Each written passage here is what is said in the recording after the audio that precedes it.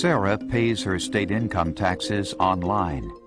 Jim uses the internet to check the credentials of a nurse who is caring for his mother.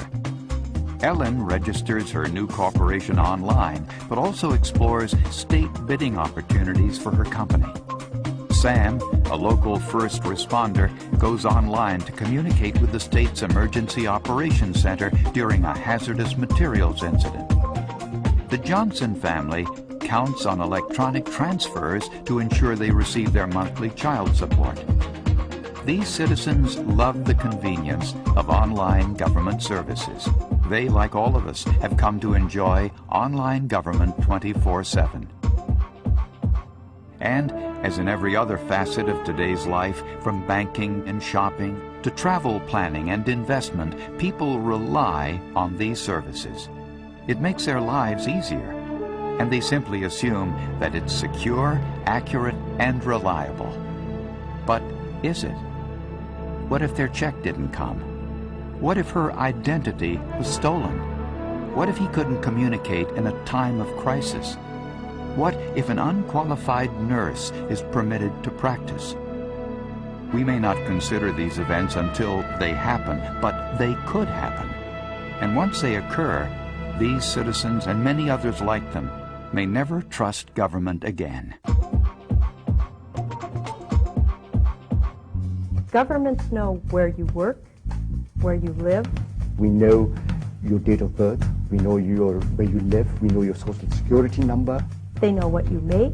In a lot of instances, they know your health condition. They know what you drive. We even know how much you made last year and the year before. We have a huge abundance of information in a government file. Not only that, you don't have the option to give us that information in a lot of cases. And so a lot of that information is very valuable to people who want to use it for monetary gains. People count on government to keep them safe, to protect and help them in times of disaster. When it comes to protecting some of its most important public assets, information and services, government must be vigilant against invaders, intruders that can't even be seen. It is like fighting a storm that never ends, one that is ever present, always changing.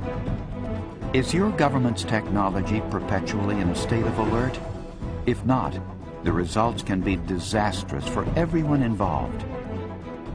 Well, in Michigan, we received last year over 120 million email messages, and over 3/4 of those were either spam or viruses. So we get attacked every day of the week. On an average day, we see probably 20,000 people scanning our networks, trying to break into our networks. We see about 30,000 people trying to deface our website. So these attacks are happening every day. We're seeing them all the time, and we have to constantly be ready for those attacks against our networks.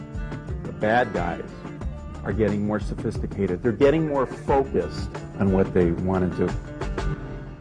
With increasing frequency, headlines deliver some very shocking bad news. And behind every security incident, an innocent person's life could be changed dramatically. Criminals gain access to government systems with sensitive homeland security information. Critical services that could make the difference in people's lives are disrupted. First responders cannot communicate in a crisis. A caseworker's laptop containing citizen social security numbers is missing. To the business or agency affected, the costs can be staggering. The impact on citizen trust is actually quite scary.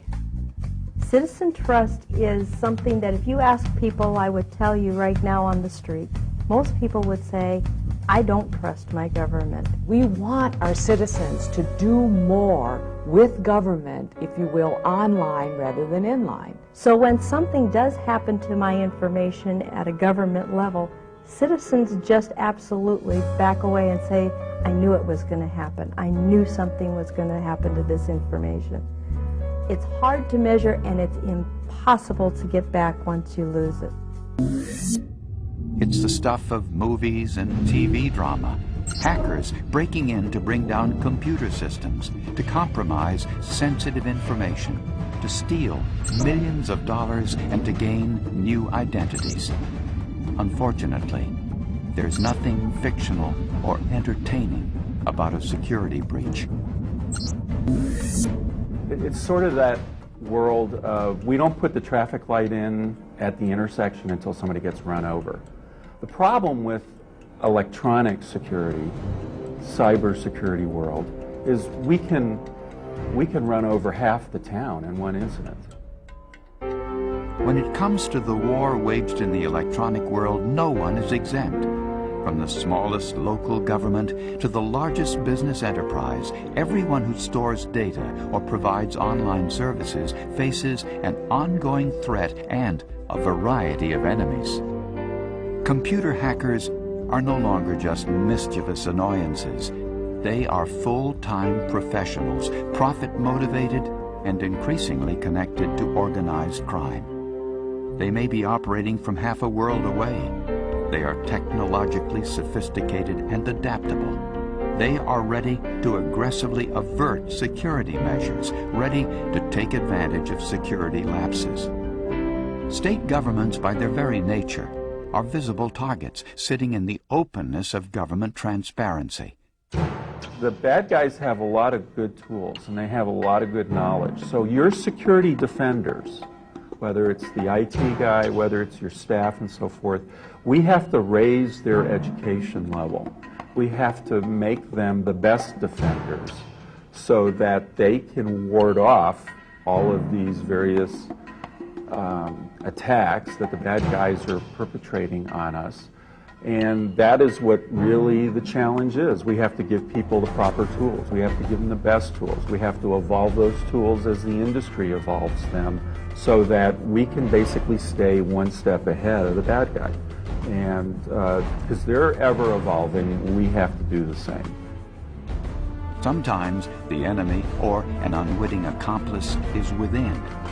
Every employee with access to a computer is a potential threat, even when their intent is not malicious.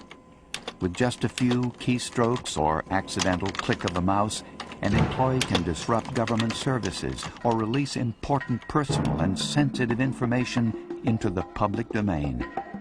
Whether coming from the outside or from the inside, once security is compromised, we face another battle in the war waged on government technology. In dollars alone, the cost of a security incident can run into the thousands or even millions of dollars. In the case of an operational disruption, we must find ways to restore critical services. After the incident has passed, we must begin the long-term effort to rebuild trust. Any way you look at it, the cost of a security breach is usually more expensive than preventative measures. Your first line of defense is the person sitting in the chair, and educating them is just as important as defending your perimeter, and give them the skills to recognize something that is out of the ordinary, is unexpected. What can states do? What should you do? Acknowledge the storm is here. The aggressive and pervasive yet unseen threat. Identify the biggest potential targets. Build in security measures at the beginning, not as an afterthought to new online services and applications. Approach the problem comprehensively, statewide. Secure all agencies and employees. Invest in planning, technology, and training to manage the risks to your state. Seek out and share best practices and face the challenge. What's at risk in your state? Can citizens count on government in a virtual world? Will they trust in the future? It's up to you. To obtain a copy of this video or for more information, please contact NASCIO at nascio.org.